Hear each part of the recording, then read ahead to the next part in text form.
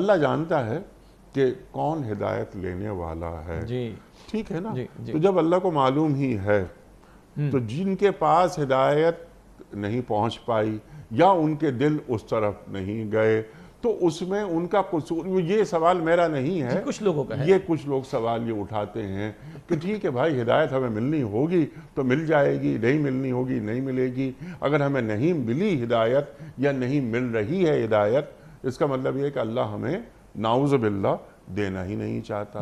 ارشاد بجا آپ نے درمیان میں جملہ 2 مرتبہ ارشاد فرمایا اللہ تعالیٰ کا قانون ہدایت. کچھ بات تو ہم نے کر لی, بدیع شدہ ہے, راستہ واضح ہے. اللہ نے 2-3 اور پیرایوں میں بات بیان فرمائی مختصراً. سورہ شورى کی آیت نمبر 13 کا آخری حصہ, یہدی الیہ من ینیب. سبحان اللہ. اللہ ہدایت اسے دیتا ہے جو اللہ کی طرف رجوع کرنے والا ہو. سبحان اللہ. اچھا جی, پھر اللہ تعالیٰ کس کی گمراہی کا فیصلہ فرماتا ہے یہ بھی اللہ تعالیٰ بیان فرماتا ہے. سورہ صف آیت نمبر 5 ہے, فلما زاغوا ازاغ اللہ قلوبہم. جب انہوں نے خود ٹیڑھ اختیار کی, جانتے بوجھتے رد کیا, تو اللہ تعالیٰ نے ان کے دلوں کو ٹیڑھا ہی فرما دیا. تو ہدایت واضح ہے, جو چاہے قبول کرے, جو چاہے رد کرے. جو طلب لے کر آئے گا اللہ ہدایت عطا فرمائے گا, اور جو خود ٹیڑھا ہونے کا فیصلہ کر لے اللہ اس کے دل اس کو ٹیڑھا ہی فرما دے گا. اب جو آپ نے بات بیان فرمائی اللہ کا تو معلوم ہے, تو صاحب پھر ہمارا کیا مسئلہ؟ اس کو ذرا ایک ہاتھ اور آگے بڑھا دیں. اللہ نے طے فرما دیا ہے, پھر ہمارا کیا مسئلہ؟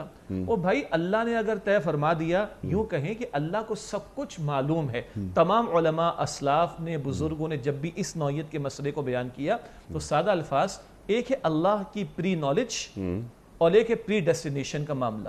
اللہ کو سب کچھ معلوم ہے, وہ علی بکل شیء علیم ہے, مگر ہم روبوٹ نہیں ہیں کہ اللہ نے ہمیں پری پروگرام فکس کر کے بھیجا ہے. نہ, اما شاکر و اما کفورا, چوائس دیا ہے. الذی خلق الموت والحیات لیبلوکم ایکم احسن عملا.